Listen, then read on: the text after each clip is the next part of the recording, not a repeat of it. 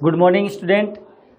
आज से हम क्लास 12th आरबीएससी की थर्ड यूनिट जो है उसको शुरू करेंगे। तो थर्ड यूनिट जो अपनी है उसके अंदर 4 चैप्टर है अपने, जिसमें सबसे पहला जो चैप्टर है वो होगा फोटोसिंथेसिस।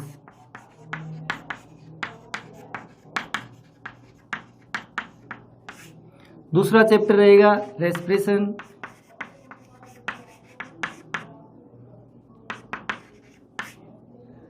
और थर्ड चैप्टर रहेगा नाइट्रोजन मेटाबॉलिज्म।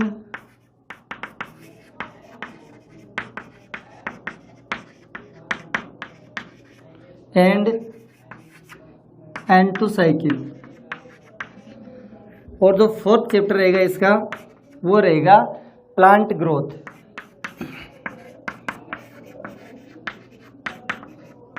तो ये 4 चैप्टर जो अपनी थर्ड यूनिट में आएंगे, इन 4 चैप्टर को जो है हम पहले डिस्कस करेंगे। तो सबसे पहले आज का जो अपना चैप्टर रहेगा वो रहेगा फोटोसिंथेसिस। तो फोटोसिंथेसिस को आज हम शुरू करते हैं कि फोटोसिंथेसिस क्या होता है और कितनी विक्रियाओं की या रिएक्शंस के रूप में ये जो कंप्लीट होता है। तो आज का जो अपना चैप्टर रहेगा वो रहेगा फोटोसिंथेसिस। तो देखो फोटोसिंथेसिस का अर्थ क्या है वो समझो आप। फोटोसिंथेसिस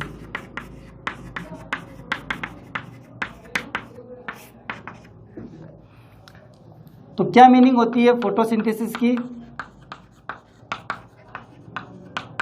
इसके नाम से ही पता चलता है। फोटो जो है वो वर्ड आया फोटोन से। फोटोन का मतलब होता है लाइट, और लाइट जो है वो इस अर्थ के ऊपर जो मेनली है वो सन जो लाइट है वही होती है। तो सन लाइट का यूज होता है। तो देखो फोटोसिंथेसिस में जो पहला वर्ड रहेगा वो फोटोन। फोटोन का मतलब होता है लाइट। तो लाइट की प्रेजेंस में सिंथेसिस का मतलब क्या हुआ कि सिंथेसिस जो है, दूसरा वर्ड हुआ अपना सिंथेसिस। सिंथेसिस का मतलब क्या होता है, प्रोडक्शन ऑफ शुगर। तो अगर हम टोटल इसकी मीनिंग निकालें तो क्या हुआ कि synthesise of sugar, synthesise of sugar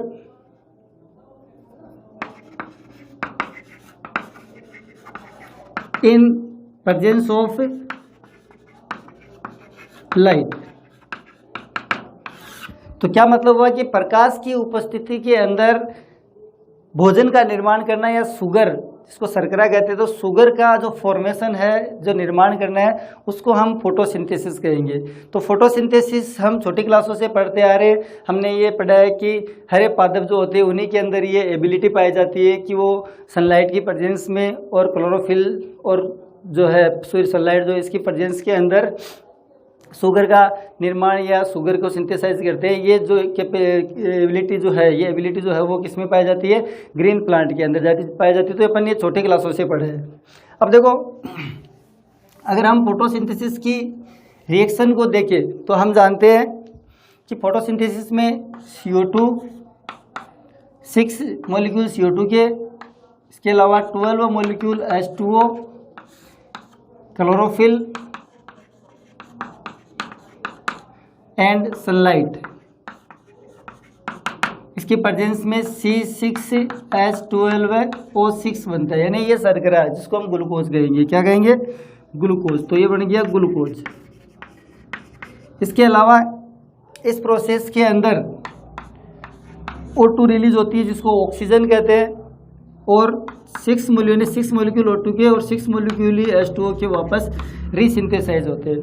तो ये फोटोसिंथेसिस की एक रिएक्शन है। इस रिएक्शन के अंदर हम ये देखते हैं कि ये जो शुगर है, इस शुगर के अंदर जिसको हम फूड कह रहे हैं,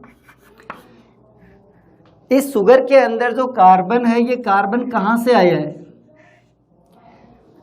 तो देखो यहाँ पे कि शुगर में जो कार्बन आया है उसका सोर्स जो है वो क्या है, एटमॉस्फेयर CO2 या कार्बन डाइऑक्साइड।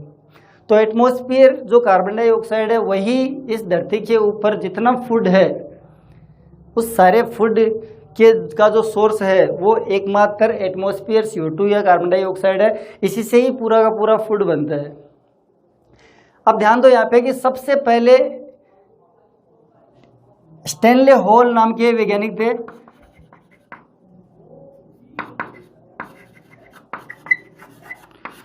जिन्होंने कहा कि प्लांट जो है वो सनलाइट की प्रेजेंस के अंदर जो है वो फूड का निर्माण करते हैं। सबसे पहले इस ओर ध्यान जो इंगित करने का जो काम है वो सबसे पहले स्टैनले हॉल ने कहा था। इनको हम फादर ऑफ प्लांट फिजियोलॉजी कहते हैं, फादर ऑफ प्लांट फिजियोलॉजी, यानी ये पादप कार्यकी के पितामह है। तो इन्होंने सबसे पहले इस ओर ध्यान जो है इंगित किया था और कहा था कि प्लांट जो है वो सनलाइट और क्लोरोफिल की प्रेजेंस के अंदर जो है वो भोजन का निर्माण करते हैं या फूड का निर्माण जो है वो ये करते हैं। फिर एक वैज्ञानिक थे मेयर।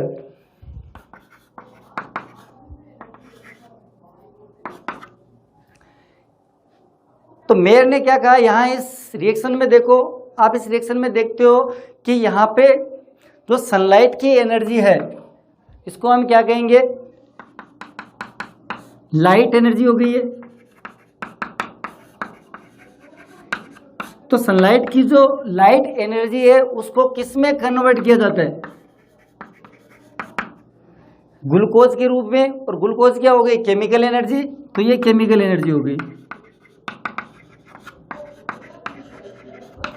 तो सबसे पहले मेयर ने जो है वो इस ओर ध्यान लोगों का आकर्षित किया और बताया कि प्लांट जो होते हैं वो सनलाइट की जो है जो लाइट एनर्जी है उस एनर्जी को केमिकल एनर्जी के मतलब केमिकल एनर्जी में कन्वर्ट करते हैं, केमिकल एनर्जी में जो है इसको बदलते हैं। इस और सबसे पहले जो है वो किसने कहा, मेयर ने कहा। जो यहाँ पर आपको इस रिएक्शन से ही पता चल रही है कि यहाँ सनलाइट की जो एनर्जी है उसी को ही जो फूड के रूप में या केमिकल जो एनर्जी है, जो रासायनिक ऊर्जा है, जो यहाँ अपने सभी जीवों का जो सोर्स है, फूड का जो सोर्स है वो यही है, लाइट। ये कहने मतलब इस अर्थ के ऊपर जो एनर्जी का सोर्स है वो लाइट ही है, इसी को ही कन्वर्ट किया जाता है। और आप ये अच्छी तरीके से जानते हो कि एनर्जी जो होती है उसको न तो यूज किया जा सकता है, नहीं उसको नष्ट किया जा सकता है, उसको केवल एक जो है रूप से दूसरे रूप में हम रूपांतरित कर सकते हैं, ये काम जो हम कर सकते हैं। तो यहाँ पर जो है लाइट एनर्जी को सिर्फ और सिर्फ एक्सचेंज मतलब जो कन्वर्ट किया है किसमें, केमिकल एनर्जी में। तो हम कन्वर्ट कर सकते हैं, एनर्जी को बढ़ा नहीं सकते, नहीं नष्ट कर सकते। तो ये एनर्जी जो यहाँ पर फूड के रूप में वो जो यूज होगी। अब देखो कि सबसे पहले ये किसने कहा कि फोटोसिंथेसिस के अंदर CO2 या कार्बन डाइऑक्साइड का यूज होता है। तो ये जो बात है सबसे पहले सिनेबियर ने कही थी, सिनेबियर। इन्होंने सबसे पहले ये बात जो कही थी। इसके अलावा डी सेंसर, इन्होंने सबसे पहले कहा कि फोटोसिंथेसिस के अंदर वाटर का जो है वो यूज होता है, वाटर जो है वो इसके अंदर काम में आता है। क्लोरोफिल की उपस्थिति को जो है वो सबसे पहले ड्यूट्रोज ने कहा था। ड्यूट्रोज ने कहा कि क्लोरोफिल की आवश्यकता होती है। तो ये जो रिएक्शन होनी है वो कहाँ होनी है, लीफ में, क्योंकि क्लोरोफिल तो लीफ में पाया जाता है प्लास्टिड के अंदर, जिसको हम क्लोरोप्लास्ट कहते हैं। तो क्लोरोप्लास्ट की प्रेजेंस भी जो यहाँ इंपॉर्टेंट होती है कि क्लोरोप्लास्ट भी होना ज़रूरी है। फिर इसके बाद में सनलाइट के जो है ज़रूरत को जो है वो सबसे पहले बताया एनजेज हॉक ने।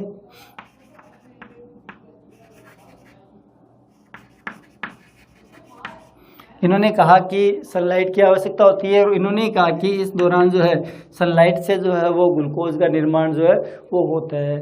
इसके अलावा प्रिस्टले नाम का एक वैज्ञानिक था जिन्होंने कहा कि प्लांट जो होते हैं वो एटमॉस्फेयर में जो ऑक्सीजन रिलीज करते हैं वो प्लांट जो है वो इस फोटोसिंथेसिस की प्रोसेस से करते हैं। इन्होंने कहा कि प्लांट ही है जो अपने एटमॉस्फेयर के अंदर जो जितनी ऑक्सीजन है वो सारी की सारी रिलीज करने का काम जो कौन करते हैं, वो काम प्लांट करते हैं। कौन सी प्रोसेस के द्वारा, फोटोसिंथेसिस के द्वारा। तो यहाँ पे ये जो सारी चीज़ें आपको जो क्लियर होगी कि कौन से वैज्ञानिक ने क्या क्या कहा था और किस तरीके से फोटोसिंथेसिस की जो रिएक्शन होती है। अब एक चीज़ ध्यान दो यहाँ पे कि यहाँ पे जो ये ऑक्सीजन जो है वो रिलीज हुई है एटमॉस्फेयर के अंदर, इस ऑक्सीजन का जो रिलीज होना वो कहाँ से होता है। तो देखो अपन नॉर्मली छोटी क्लासों में या कई जगह पर एक रिएक्शन जो है इस फोटोसिंथेसिस की रिएक्शन को अपन इस तरीके से लिखा हुआ देखते हैं, जिसमें हम लिखते हैं कि 6CO2 प्लस 6H2O, इससे C6H12O6 ग्लूकोज बनता है, प्लस 6 मॉलिक्यूल O2 के बनते हैं। इतनी सी लिखी आती है। अब यहाँ पे अगर आप देखते हो तो यहाँ आप देखोगे तो यहाँ ऑक्सीजन आप पूछा जाए इस रिएक्शंस के थ्रू, तो आप देखोगे कि आपको ये लगेगा कि ऑक्सीजन जो है वो कहाँ से रिलीज हो रही है, CO2 से। क्यों? क्योंकि हाइड्रो जो जल है, इस जल के मॉलिक्यूल में ऑक्सीजन के 6 मॉलिक्यूल है। यहाँ पे देखो, यहाँ पे 6 ऑक्सीजन के मॉलिक्यूल हो गए, और जबकि यहाँ पर कितने निकल रहे, 12 निकल रहे। तो आपके दिमाग में आएगा कि ये यहाँ से तो नहीं निकल रही है, कहाँ से निकलेगी, यहाँ से। और यहाँ जो है ऑक्सीजन जो है वो जो हाइड्रोजन है वो ये मतलब जो जल से मिलता है। लेकिन अगर आप इस रिएक्शन को देखो तो ये रिएक्शन जो बिल्कुल गलत होती है, क्योंकि ऑक्सीजन का जो मॉलिक्यूल है वो कहाँ से निकलेगा, जल से निकलेगा। इसलिए इस रिएक्शंस को जो है वो इस तरीके से लिखना जरूरी है। सही रिएक्शन जो है वो यही होती है जिसके अंदर 12H2O लेते हैं, जिसमें से 6H2O के मॉलिक्यूल जो वापस रीसिंथेसाइज होते हैं, और ऑक्सीजन का जो निकलती है, ऑक्सीजन जो रिलीज होती है वो कहाँ से रिलीज होगी, जल से रिलीज होगी। इसके बारे में सबसे पहले जो फोटोसिंथेसिस की जो लाइट रिएक्शन है, जिसको अपन हिल रिएक्शन कहते हैं, क्या कहते हैं, हिल रिएक्शन। इस हिल रिएक्शन को जो है वो रॉबर्ट हिल ने दिया था, जिसके अंदर ये बताया गया कि ऑक्सीजन का जो मॉलिक्यूल है वो कहाँ से निकलेगा, H2O से निकलेगा। इससे पहले ध्यान रखना कि इस हिल रिएक्शन जो है, या रॉबर्ट हिल से पहले एक वॉन नील नाम के वैज्ञानिक थे,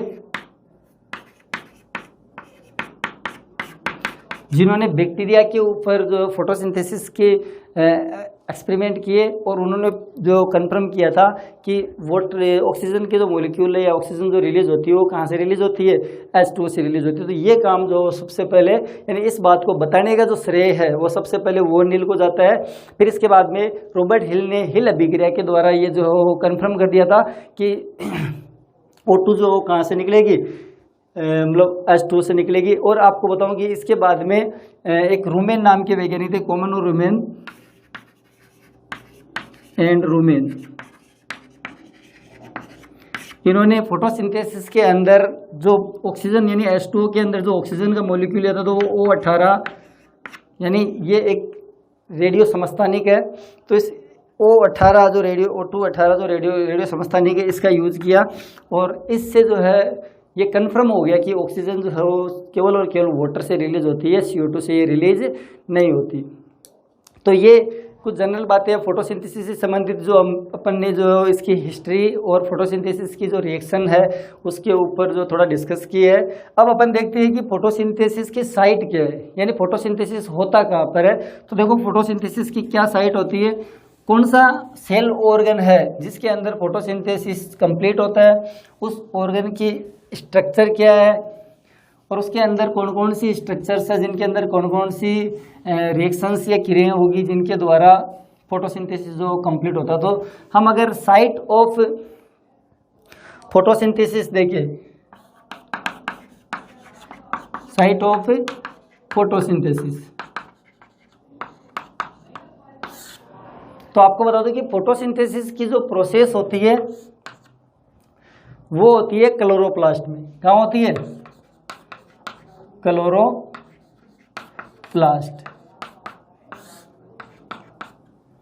क्लोरोप्लास्ट की जो स्ट्रक्चर है वो अपने 11th के अंदर कंप्लीटली इसके ऊपर अपन डिस्कस कर चुके हैं, इसको हम पढ़ चुके हैं। तो वहाँ पर हमने क्या क्या देखा, एक बार फिर से अपन रिवाइज या रिकैप कर लेते हैं कि कैसी इसकी स्ट्रक्चर होती है और कौन कौन सी जो है वो संरचना इसके अंदर पाई जाती है। तो सबसे पहले अगर मैं बात करूँ तो क्लोरोप्लास्ट जो एक डबल मेम्ब्रेन सेल ऑर्गन है, यानी इसके चारों ओर 2 फास्फोलिपिड की बनी हुई लेयर होती है, इसलिए हम इसको डबल मेम्ब्रेनस कहेंगे। तो ये डबल मेम्ब्रेनस स्ट्रक्चर हो गई, जिसमें से ये हो गई आउटर मेम्ब्रेन और ये हो गई इसकी इनर मेम्ब्रेन।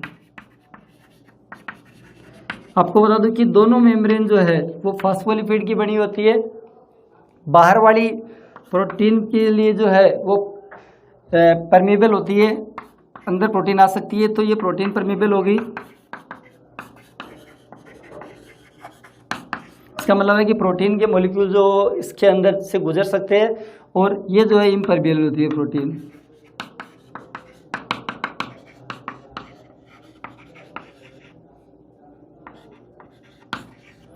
ये प्रोटीन इम्परमेबल होगी। तो ये दो इसकी जो बाहर की जो मेम्ब्रेन होगी। अब अगर इसके अंदर की बात करूं मैं, तो इस सेल ऑर्गन के अंदर एक ट्यूबुलर सिस्टम पाया जाता है। क्या पाया जाता है? Tubular system. यहां पाया जाएगा ट्यूबुलर सिस्टम, और ट्यूबुलर सिस्टम में आप देखोगे कि इसके अंदर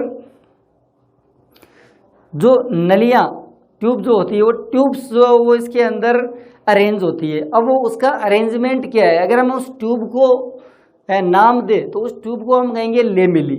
क्या कहेंगे? लेमिली। तो ये जो ट्यूब है इसके अंदर ट्यूबुलर सिस्टम है, और ट्यूबुलर सिस्टम जो वो नली का बना हुआ है, तो जिसको हम ट्यूब कह सकते हैं, ट्यूब्यूल्स कह सकते हैं, और वो ट्यूब्यूल जो है उसको हम लेमिली के नाम से जानेंगे। अब देखो ध्यान दो यहाँ पर कि ये ट्यूब्यूल जो है वो कुछ स्थान ऐसे होते हैं जिनके जहाँ पर ये एक के ऊपर एक स्टैक के रूप में अरेंज होगी, यानी आप कह सकते हो कि सिक्के के ढेर के रूप में, ऐसे एक के ऊपर एक सिक्का जो है अपन अरेंज करते हैं, तो उस तरीके की स्ट्रक्चर के रूप में ये जो अरेंज होगी, ये जो लेमिली है, या जो अपन जिनको हम ट्यूब्यूल कह रहे हैं, ये ट्यूब्यूल इस तरीके से अरेंज है। अब इस तरीके से बहुत पूरी जगह के अंदर, यानी कहने वाला अंदर पूरी जगह के अंदर ये जो है वो ट्यूब्यूल अरेंज होती है। देखो इनका ये अरेंजमेंट जो इस तरीके से क्यों होता है वो आप समझते हो कि अपन को इस कमरे के अंदर एक बड़ा जो पाइप है या नली है, जो पानी की नली मान लो आप, तो पानी की नली को अपन को यहाँ अरेंज करना है, इसके अंदर रखना है। तो आप उसको ऐसे सीधा किसी भी तरीके से अगर मान लो सीधा का सीधा उसको अंदर फेंकने की कोशिश करते हो और अंदर डालते हो, तो वो पूरी अरेंज नहीं होती, यानी थोड़ी थोड़ी आएगी उसके अंदर। तो अंदर थोड़ी स्पेस के अंदर हमें ज़्यादा अगर ट्यूब्यूल या ज़्यादा नली को अपन को यहाँ अरेंज करनी है, तो हम मान लो कि पूरे रूम के अंदर एक ही पूरा घेरा बना दे, तो एक घेरे से भी ज़्यादा नहीं आएगी, क्योंकि बीच वाली जो स्पेस है वो खाली रह जाएगी। तो इसके लिए क्या होगा कि इसके अंदर जगह जगह छोटे छोटे घेरे होते हैं, यानी यहाँ पर एक घेरा बना दिया, फिर यहाँ से आगे उस ट्यूबवेल को काटा नहीं है, आगे ले जाके वहाँ एक घेरा बना दिया, आगे ले जाके वहाँ एक घेरा, इस तरीके से छोटे छोटे कई घेरे बना दिए, जिससे क्या है कि एक थोड़ी जगह में ज़्यादा जो ट्यूब है वो अंदर आ सके। और ये यानी कहने मतलब यहाँ मैट्रिक्स जो यहाँ पर स्ट्रोमा है, बाहर का जो लिक्विड वाला पार्ट है, वो भी अपना रोल प्ले करता है, ये भी रोल प्ले करते हैं। तो यहाँ थोड़ी जगह में ज़्यादा हमें अरेंज करनी है, तो इसके लिए जो है वो इस तरीके से अरेंज होती है। और जहाँ पर ये सिक्के के ढेर के रूप में, स्टॉक के रूप में जो अरेंज हो रही है, तो उसे हम कहेंगे ग्रेना या ग्रेनल लेमिली। तो ये जो पूरा पार्ट है इसको हम कहेंगे ग्रेना, ये इतना जो सिक्के का ढेर है। और यहाँ जो ये लेमिली है, ये छोटी छोटी जो नलियाँ हैं यहाँ पे, इनको हम कहेंगे ग्रेनल लेमिली। इनका निर्माण कौन करेगा? Granal lamellae. तो ये तो होगी ग्रेनल लेमिली। अब हम कह रहे बाहर का ये जो पूरा पार्ट है, यानी इसके चारों तरफ जो ये सराउंडिंग में जो लिक्विड का जो पोर्शन है, इसको हम कहेंगे स्ट्रोमा। तो ये स्ट्रोमा हो गया। आपको बता दूं कि ये जो स्ट्रोमा है, ये इसका लिक्विड वाला पार्ट है, और स्ट्रोमा के अंदर कई जो ऑर्गन्स है वो और पाए जाएंगे। जैसे मैं आपको कहूँगी इसके अंदर डीएनए पाया जाता है। क्या पाया जाता है? डीएनए। और डीएनए होगा सर्कुलर। किस तरीके का होगा? Circular double strand DNA. Circular double strand DNA. इसके अलावा अगर डीएनए है तो राइबोसोम भी पाए जाएंगे, क्योंकि इसके अंदर प्रोटीन सिंथेसिस होना है, कई एंजाइम बनने हैं जो फोटोसिंथेसिस के अंदर काम आएंगे। तो फोटोसिंथेसिस के लिए एंजाइम का मतलब जरूरी है।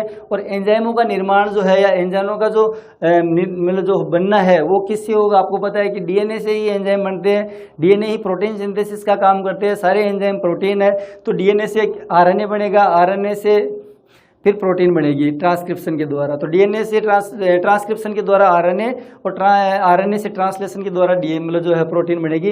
तो इस प्रोसेस के लिए आपको पता है कि ट्रांसक्रिप्शन की जो प्रोसेस होती है वो कहाँ होती है, राइबोसोम पे होती है। तो यहाँ राइबोसोम भी प्रेजेंट होंगे, तो यहाँ होगा दूसरा राइबोसोम।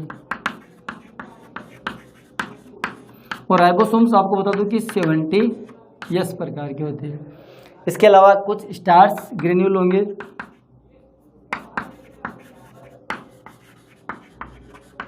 और थोड़ी मात्रा में लिपिड ड्रॉपलेट्स भी होगी। ये सारी चीज़ें जो स्ट्रोमा में होती है। देखो यहाँ आप थोड़ा सा ध्यान दो, तो डाइवर्सिटी में अपन ने बैक्टीरिया पढ़े हैं, और बैक्टीरिया के अंदर हमने पढ़ा है कि बैक्टीरिया में जो सर्कुलर डबल स्ट्रैंड डीएनए पाया जाता है, 70S प्रकार के मतलब जो राइबोसोम पाए जाते हैं। और ये एक सेल ऑर्गन है। इसका मतलब क्या हुआ कि अपनी जो सेल है उसके अंदर जो मेन उसकी जो साइटोप्लाज्म है उसके अंदर जो 80S जो है वो राइबोसोम पाए जाते हैं। ये सेल ऑर्गन है, इसके अंदर 70S प्रकार के राइबोसोम है, डबल स्ट्रैंड सर्कुलर डीएनए है। तो इससे हमें क्या पता चलता है कि ये एक जो है यानी कोशिका के अंदर कोई बाहर से आया हुआ कोई ऑर्गेनिज्म लगता है, जो बाहर से अंदर जो है आके सेटल हुआ है। इसको देखने से ऐसा लगता है। तो ये सेल के अंदर, यानी हम ऐसे कह सकते हैं कि सेल के अंदर एक छोटी सेल है, इसलिए ये पूरी गली कंप्लीटली ये जो सेल ऑर्गन है वो पूरा का पूरा डीएनए पर भी डिपेंड नहीं होता है, क्योंकि इसके अंदर डीएनए है, राइबोसोम है, तो खुद के एंजाइम ये सिंथेसिस कर लेगा, तो अपना काम जो खुद ही चला लेता है। तो इसलिए ये अर्धस्वायत्त अंग भी है, ऑर्गन भी है जो अपना आधा काम जो खुद ही चला लेता है। अब अगर और मैं बात करूं तो यहाँ पे जो ये दो ग्रेना है, इन ग्रेना को जोड़ने के लिए भी लेमेली होती है। मैंने कहा ना कि ये बीच में से टूटी हुई नहीं होती नलियाँ, तो यहाँ ये आपस में जुड़ी होती है, दो ग्रेना आपस में। और ये जो दो ग्रेना आपस में जुड़े, यहाँ की जो लेमेली होगी इसको हम कहेंगे स्ट्रोमा लेमेली।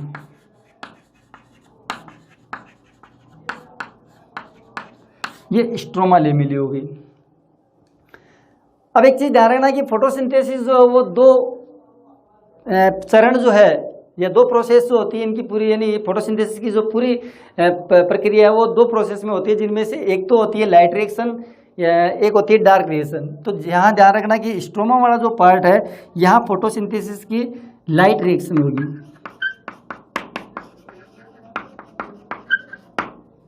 और यहाँ पर होगी डार्क रिएक्शन। स्ट्रोमा वाले पार्ट में क्या होगी, डार्क रिएक्शन। अब ध्यान रखना कि ये जो लेमेली है ये एक तो स्ट्रोमा में एक ग्रेना में है। ये तो ग्रेना वाली लेमेली होती है, इसको एक और नाम से जानते हैं, इसको हम कहते हैं थाइलेकोइड। थाइलेकोइड, इस थाइलेकोइड जो है, अब देखो इस थाइलेकोइड और ये जो ग्रेना वाली जो थाइलेकोइड हो गई, अब यहाँ ग्रेना स्ट्रोमा में लाइट रिएक्शंस और डार्क रिएक्शंस हो रही है। तो ध्यान रखना कि लाइट रिएक्शंस के अंदर एसिमिलेटरी पावर बनेगी, और एसिमिलेटरी पावर के निर्माण के लिए जो है या उसके सिंथेसाइज के लिए जो क्या होगा कि लाइट को कैप्चर किया जाएगा।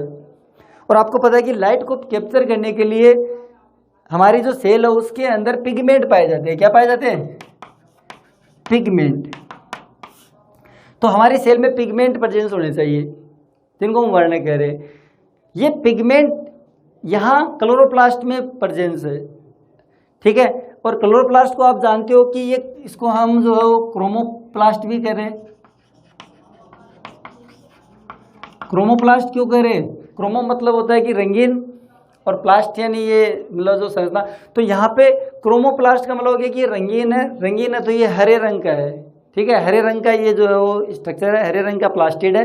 प्लास्टिड के बारे में मैं आपको बताऊं कि प्लास्टिड दो प्रकार के होते हैं, एक तो होते हैं क्रोमोप्लास्ट, एक होते हैं ल्यूकोप्लास्ट। तो क्रोमोप्लास्ट जो होते हैं वो कलर्ड प्लास्टिड होते हैं, जिनके अंदर हमारा ये जो क्लोरोप्लास्ट आता है।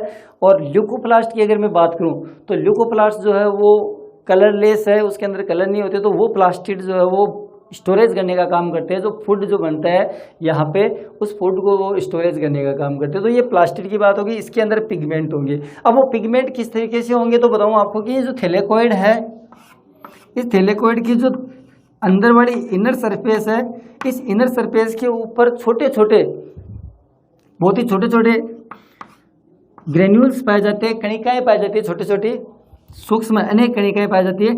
इन ग्रेन्यूल्स को हम, ये जो ग्रेन्यूल्स है इनको हम क्वांटासोम कहते हैं। क्या कहते हैं? क्वांटासोम्स। और ये क्वांटासोम्स ही है जिनके अंदर पिगमेंट होंगे। तो अगर मैं क्वांटासोम्स की बात करूं तो क्वांटासोम्स के अंदर, एक क्वांटासोम्स के अंदर लगभग 230 मॉलिक्यूल जो है वो क्लोरोफिल के होते हैं।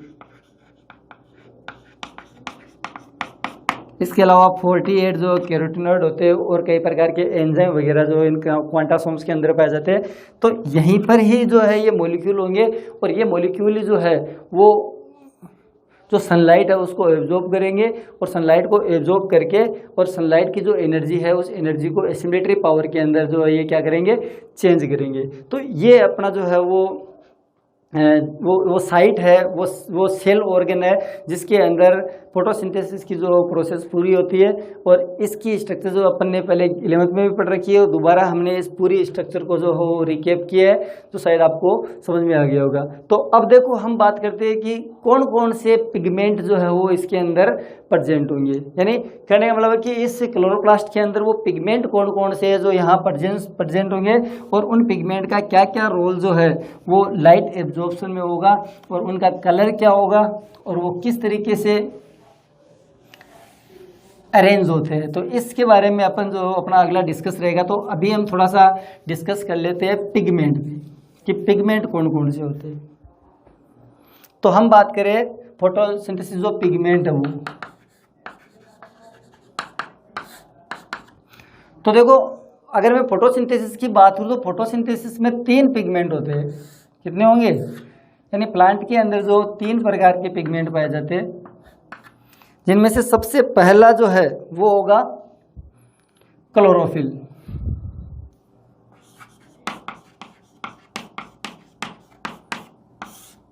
दूसरा होगा कैरोटिनॉइड,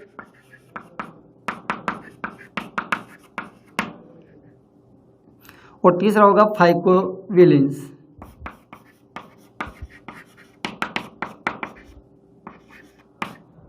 तो ये 3 जो है वो पिगमेंट होते हैं।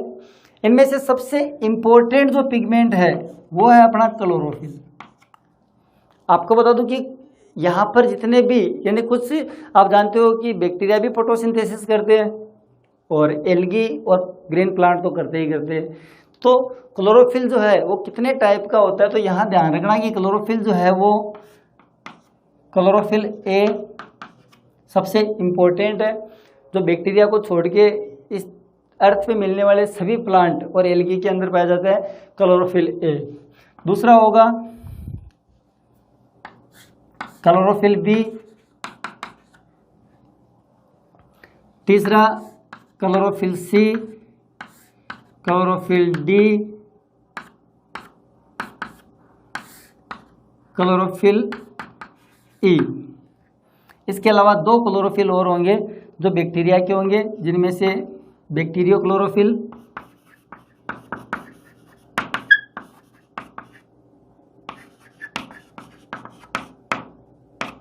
और दूसरा होगा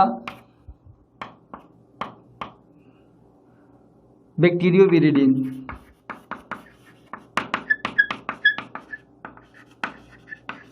ये 2 क्लोरोफिल जो बैक्टीरिया के अंदर प्रेजेंट होगी।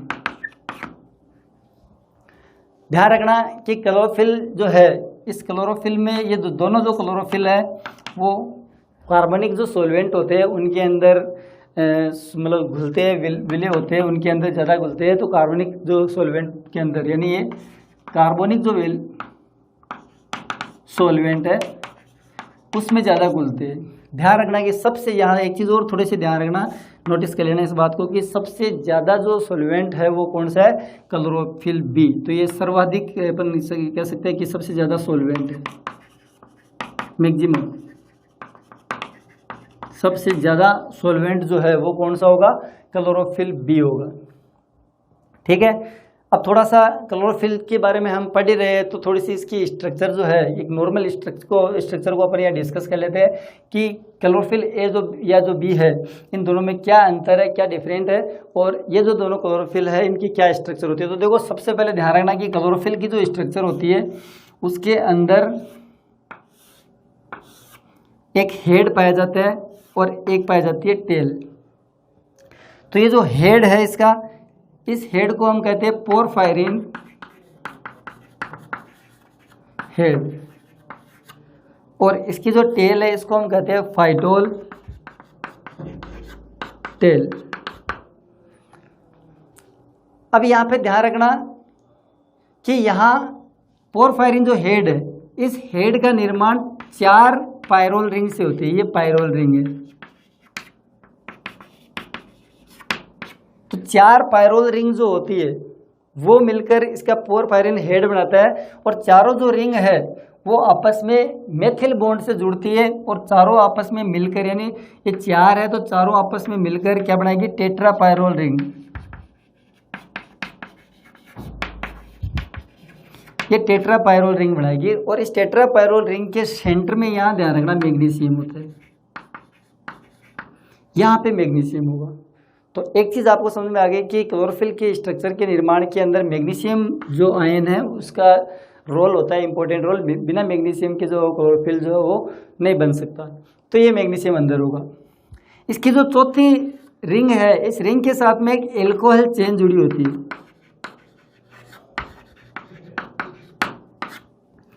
एक एल्कोहल चेन जुड़ी होती है जिसको हम फाइटोल टेल कह रहे हैं। तो ये जो है वो एक स्ट्रक्चर होती है। यहाँ ध्यान रखना कि अगर मैं क्लोरोफिल की बात करूं तो क्लोरोफिल जो ए है उसमें मेथिल समूह होता है CH3, और क्लोरोफिल जो बी है उसमें CHO एल्डिहाइड जो ग्रुप होता है। ये एक चीज़ और नोटिस कर लेना यहाँ पे। और इसके अलावा अगर मैं इनकी मॉलिक्यूल जो स्ट्रक्चर बनाऊँ तो देखो क्या सूत्र होगा, इनका फॉर्मूला क्या होगा। तो ध्यान दो इधर कि क्लोरोफिल जो ए है, यहाँ लिख देता हूँ, क्लोरोफिल ए जो है इसका फॉर्मूला होता है C55H72N5O4 Mg। और क्लोरोफिल जो बी है इसका फॉर्मूला क्या होगा, C55, ये सेम ही होगा, H70 होगा, N6 होगा, O4 Mg। बस ये इतना सा ध्यान रख लेना, दोनों के फॉर्मूले में अंतर, और इनके ग्रुप को ध्यान रख लेना कि कौन सा ग्रुप जो इनके अंदर प्रेजेंट होता है। तो ये जो है वो क्लोरोफिल की स्ट्रक्चर होगी कि कौन कौन से क्लोरोफिल पाए जाते हैं और कौन कौन से जो है क्लोरोफिल की स्ट्रक्चर क्या है। सबसे ज़्यादा जो है वो पाया जाने वाला क्लोरोफिल ए है, जो बैक्टीरिया को छोड़ के सभी जो ग्रीन प्लांट है उनके अंदर मिलता है। क्लोरोफिल बी जो है वो सबसे ज़्यादा सॉल्वेंट जो होता है वो होता है दोनों के दोनों कार्बनिक सॉल्वेंट में जो घुलते हैं, और बैक्टीरिया के अंदर 2 अलग जो है क्लोरोफिल पाए जाते हैं। बैक्टीरिया में क्लोरोफिल जो ए और बी या इनमें से कोई सा भी नहीं प्रोड्यूस होता है, इनके अलग ही होते हैं। अब हम बात करते हैं कैरोटीनॉइड की। कैरोटीनॉइड जो है वो 2 प्रकार के होते हैं, एक को हम कहते हैं कैरोटीन और दूसरे होते हैं ज़ैंथोफिल।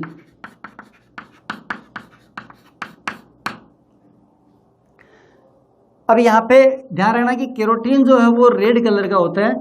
किस कलर का होगा, रेड कलर का। और ज़ैंथोफिल जो है वो येलो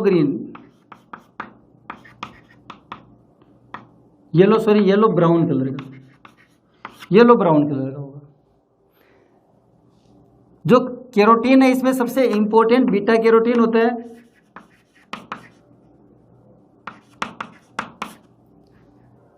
जिसकी जो खोज है वो सबसे पहले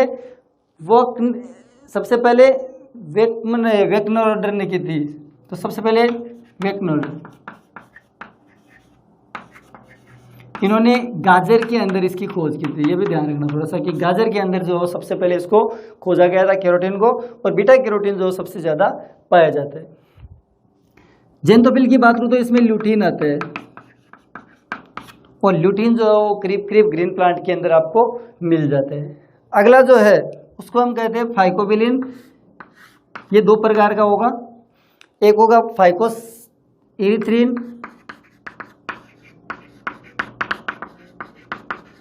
और दूसरा होगा फाइकोसाइनिन।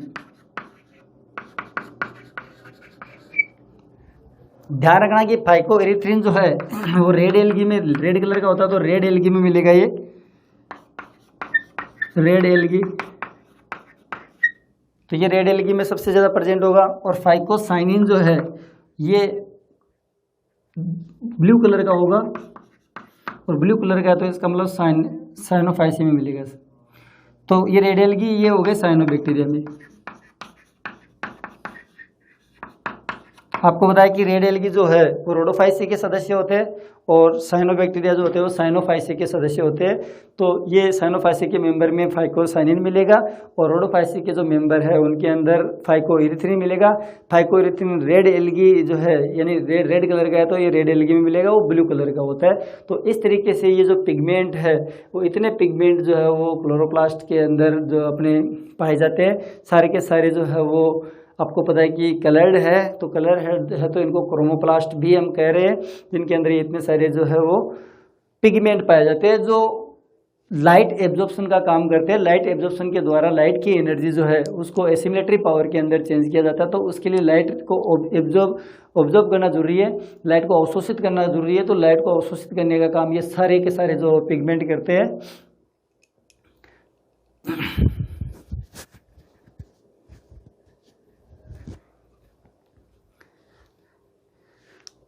तो आज के लेक्चर में हम सिर्फ जो है वो आज इतना ही पढ़ेंगे। कल के लेक्चर में हम शुरू करेंगे कि लाइट जो है वो किस तरीके की होती है और फोटोसिंथेसिस की जो मेन मैकेनिज्म है वो किस तरीके की होती है, कौन कौन सी प्रोसेस में फोटोसिंथेसिस होता है, कौन सी दो रिएक्शन होती है फोटोसिंथेसिस की, तो उनके बारे में अपन थोड़ा जनरल डिस्कशन करेंगे। और उसके बाद में अपन जो इसकी मेन रिएक्शन है जिसको हम लाइट रिएक्शन कह रहे हैं और दूसरी डार्क रिएक्शन, उन दोनों को आगे हम डिस्कस करेंगे। तो आज के लिए इतना ही, धन्यवाद, थैंक यू।